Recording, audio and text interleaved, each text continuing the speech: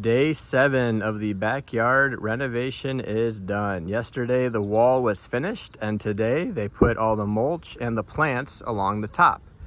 We have some purple liriope down here in the corner. Got some colored ones right here. I'm not exactly sure what they are, but they're a lighter green up against all the dark green in the back. So that's really nice, kind of added some color. They finished the wall yesterday. They added this double mulch, and then right here in the middle we've got a coral bark Japanese maple, which is pretty cool. It's got this red bark all the way through it, so in the winter when all the leaves come off, the wood will look red up against these green giant arborites in the back, or however you pronounce it. And so we'll have a nice color right there, and then it comes around and we've got some purple liriope over here in the corner.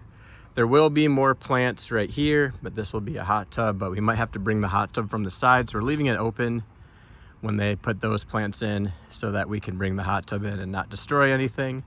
This down here, like we've said, will all be the pavers, but right now they are working on the steps. So these are going to be the steps for the back of the house.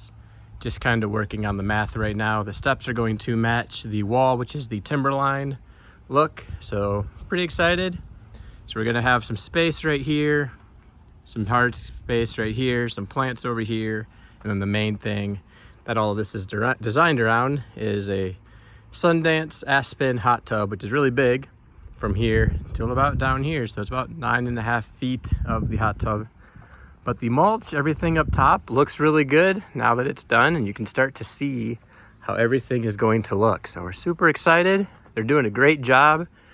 We even had some fajitas served to them today for lunch. Some lady made them and brought them to them, so that was wonderful. They got some nice lunch when they were taking their break, and they're doing a wonderful job. So we're getting there.